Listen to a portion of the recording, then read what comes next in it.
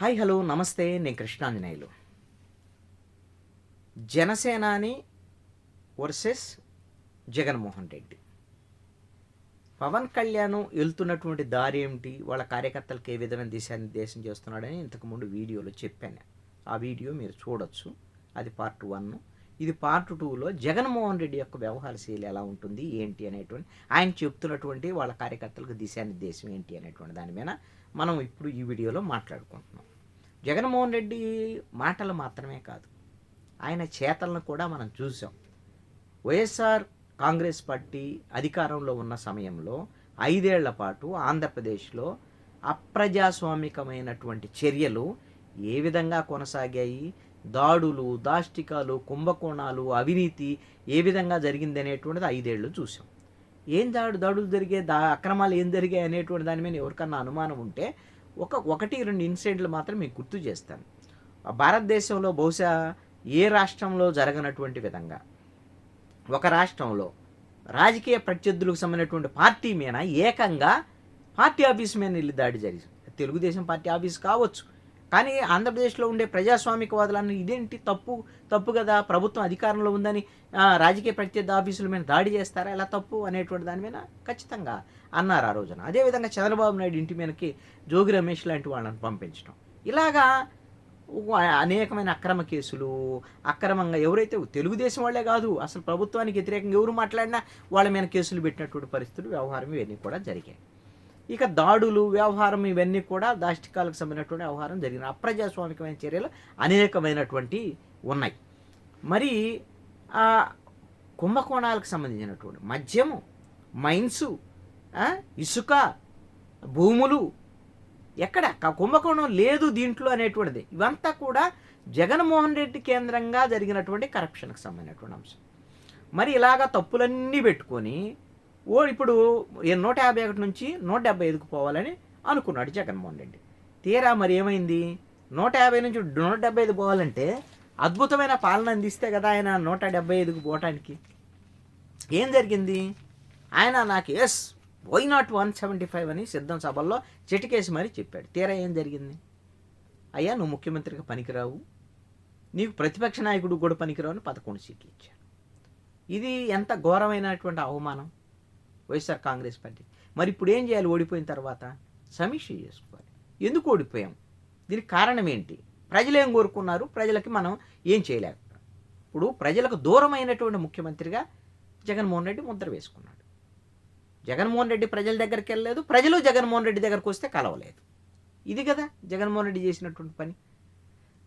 మరి సిద్ధం సభలు పెట్టి అన్ని సభలు పెడితే కలవలేదని మీరు ఎలా అంటారు అని అన్నారనుకోండి, ఏంది పరదాలు కట్టుకొని బారికేడ్లు కట్టుకొని ఆడు వెళ్ళి సభలో మాట్లాడితే సరిపోయింది. 1 వే కమ్యూనికేషన్ కాదు కదా, వాళ్ళు చెప్పేది కూడా వినేటువంటిది ముఖ్యమంత్రి చేయాల్సినటువంటి.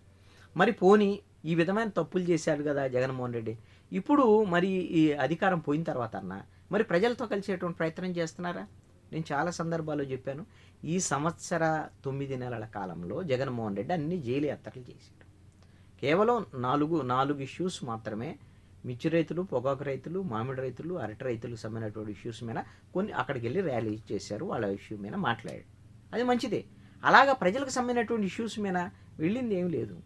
ఇప్పుడు పీపీపీ మీద ఉద్యమం చేశాడు కదా, ఏ ఉద్యమం చేశారు, అందరూ వైఎస్ఆర్ కాంగ్రెస్ పార్టీ వాళ్ళకి సంబంధించిన ధర్నాలు, ర్యాలీలు ఇవి చేశారు.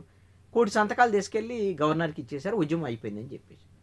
నిజంగా అది ప్రజాస్వామిక ఉద్యమంగా ప్రజలందరినీ దాంట్లో మమేకం చేస్తూ, ఎవరైతే ఈ మొత్తము కూటమికి వ్యతిరేకంగా, అసలు పీపీపీకి వ్యతిరేకంగా ఉన్నాడు అన్ని పార్టీలను కలుపుకొని ఒక ప్రజా ఉద్యమంగా నిర్మించేటువంటి ప్రయత్నం జగన్మోహన్ రెడ్డి చేయలే. దీంట్లో రాజకీయ స్వార్థం అనేటువంటి జగన్మోహన్ రెడ్డి దగ్గర స్పష్టంగా కనపడుతుంది. ఈ క్రెడిట్ అంతా ఒకవేళ ఈ ప్రభుత్వానికి వ్యతిరేకంగా మేమే పోరాడుతున్నాం అనేది రావాలి. ఈ మళ్ళీ ఇంకొక 3.5 ఏళ్ల పాటు ఈ ప్రభుత్వం ఉంటుంది. ఈ చెబుతూ ఉండాలి, కూటమి ప్రైవేటీకరణ చేస్తుంది, దీనివల్ల నష్టం అని చెబుతూ ఎన్నికలకు పోవాలి, ఎన్నికల్లో లాభం జరగాలి వైసీపీకి. ఇది ప్లాన్. అంతే కాబట్టి ప్రజలకు న్యాయం జరగాలని కాదు. ఈ ఆలోచనతో చేసినటువంటి ఉద్యమంగా కనపడుతుంది. ఆ ఉద్యమం ఆఫ్ చేశారు, మేము న్యాయ పోరాటం చేస్తాం ఇంకా అని చెప్పాడు. ఇవి చెప్పుకుంటూ తిరుగుతాడు, ఏది మేము వచ్చే ఎన్నికల్లో మేము గెలుస్తాం అది అని. ఇంకా ఏం చేశాడు ఈ ఉద్యమం చేసి, ఏం మాట్లాడాడు అంటే, ఎవరైతే ఈ కాలేజీలు తీసుకుంటారో వాళ్ళ మొత్తాన్ని కూడా జైల్లో పెట్టేస్తాం అధికారంలోకి వచ్చి 2 నెలలు. ఎలా జైల్లో పెడతాం? ఏం మాట్లాడుతున్నారు? ఒక ప్రభుత్వం విధానపరమైన నిర్ణయం చేసి పీపీపీ అనేటువంటి దాని మీద కోర్టులో ఆమోదం పొందినటువంటి విధానం ఇది.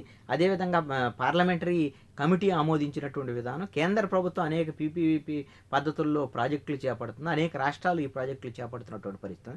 మరి ఆంధ్రప్రదేశ్ ఆ విధంగా విధానపరమైనటువంటి ప్రకటన చేసి విధానపరమైన నిర్ణయం తీసుకొని ప్రైవేటు వాళ్ళతో అగ్రిమెంట్ అయ్యి మెడికల్ కళాశాలని ఒకవేళ పీపీపీ పద్ధతిలో నిర్వహణ చేస్తే వాళ్ళని ఎలా జైలుకి పంపుతాం? ఆ కాలేజీని మొత్తాన్ని మేము మళ్ళీ అధికారంలోకి వస్తే వెనక్కి తీసుకుంటామని చెప్పి ఎలా చేస్తారు? ఇవన్నీ కూడా ఎందుకు మాట్లాడుతున్నారు అంటే వచ్చేటువంటి పారిశ్రామికవేత్తలను కూడా బెదిరించేటువంటి విధంగా మాట్లాడుతున్నారు అనేటువంటి విషయం బయటికి వెళ్ళిపోయింది కదా. అదేవిధంగా మేము వస్తే మామూలుగా ఉండదు అనేటువంటి విధంగా రప్పాకు సంబంధించినటువంటి ఆ ఫ్లెక్సీలు వ్యవహారం ఇవన్నీ కూడా చూసాం. ఇప్పుడు జగన్మోహన్ రెడ్డి బర్త్డే రోజున జరిగినటువంటి ఆ రప్పాకు కొనసాగింపే ఒక పొట్టేళ్లని ఏకంగా నిట్ట నిలువున వీడియోల ద్వారా నరికి ఆ రక్తాన్ని జగన్మోహన్ రెడ్డి ఫోటోలకి ఏది పాలాభిషేకం చేసినట్టుగా రక్తాభిషేకం చేయటం ఇవంతా కూడా జుగుప్సాగరం కలిగించేటువంటి విధంగా ఉన్నాయి కదా రాజకీయాల్లో. ఇది తప్పు కదా. ఆ విధంగా హింసను ప్రేరేపించేటువంటి విధంగా ఇప్పుడు జాతరల్లో వాటిలో ఎక్కడో చోట మతపరమైనటువంటి అంశాల మీద నరుకుతారు కాదంటే ఆ వీడియోలకు అవన్నీ కూడా దానికను ఈ రాజకీయపరమైనటువంటి అంశాల మీద ఈ విధంగా నరకటం అనేటువంటిది ఈ విధంగా చూపించడం అనేటువంటిది ఎందుకు జరుగుతుంది? ఇది జగన్మోహన్ రెడ్డే ఇది వాళ్ళు ఎవరైతే ఆ ఫ్లెక్సీలు పెట్టి మాట్లాడేటువంటి వాళ్ళు ఉన్నారో 98 సీట్లు వస్తే ఆ 98 సీట్లు దాటగానే గంగమ్మ జాతరలో పొట్టేళ్లను కోసినట్టు రప్ప గొంతులు కోస్తాం అనేటువంటి విధంగా ఫ్లెక్సీలు పెడితే జగన్మోహన్ రెడ్డి ఏమన్నాడు?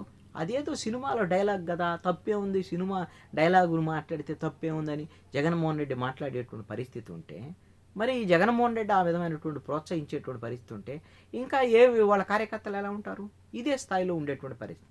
ప్రతిపక్షంలో ఉన్నప్పుడు బాధ్యతాయుతంగా వ్యవహరించాలి. అధికార పక్షంలో ఉన్నప్పుడు అసెంబ్లీలో దుస్సాహన పర్వం, అదేవిధంగా ప్రజాస్వామిక చర్యలు ఇవన్నీ చేశారు. అధికారం పోయిన తర్వాత జాగ్రత్త ఉండాల్సినటువంటి పరిస్థితి ఉంది కదా. ఆ విధంగా లేకుండా కార్యకర్తలను కూడా ఉసికొలిపేటువంటి విధంగా వ్యవహరిస్తున్నటువంటి తీరు ఈ అంశాల మీద ప్రజల్లో మరి ఇలాగా ప్రజాస్వామికంగా వెళ్తాం మళ్ళీ మేము వస్తే అని అంటే మళ్ళీ ఎందుకు ప్రజలు అంగీకరిస్తారు? మిమ్మల్ని ఓడించింది ఈ విధమైనటువంటి చర్యలను వ్యతిరేకించడం వల్ల. మరి వ్యతిరేకించినటువంటి చర్యలనే మళ్ళీ మేము చేస్తామని మీరు చెప్తున్నారు అని అంటే మళ్ళీ మీకు ఎలా ఓట్లేస్తారని అనుకుంటున్నారు? కాబట్టి ఇది పవన్ కళ్యాణ్కి అదేవిధంగా జగన్మోహన్ రెడ్డికి ఉన్నటువంటి వ్యత్యాసంగా కనపడుతున్నటువంటి అంశం. అది చేతల్లో కానీ అదేవిధంగా మాటల్లో కానీ కనపడుతున్నటువంటి వ్యత్యాసం. దీన్ని బట్టి ప్రజలు ఒక నిర్ణయానికి వచ్చేదానికి అవకాశం ఉంటుంది. అలాగని జగన్మోహన్ రెడ్డి తప్పులు చేసాడు కాబట్టి ఓడిపోయాడు. ఇప్పుడు కూటమి తప్పులు చేసింది అనుకోండి, ఖచ్చితంగా కూటమి కూడా ఓడిపోయేదానికి అవకాశం ఉంటుంది. ఎవరు కాదనలేనటువంటి విషయం. ప్రజాస్వామ్యంలో ఖచ్చితంగా ప్రజలే అంతిమ న్యాయ నిర్ణేతలు. ఆ విధంగా కూటమి కూడా ఈ విధమైనటువంటి అప్రజాస్వామిక చర్యలు లేకుండా జాగ్రత్త పడాల్సినటువంటి బాధ్యత వీళ్ళ కూటమి నేతల మీద కూడా ఉంటుంది.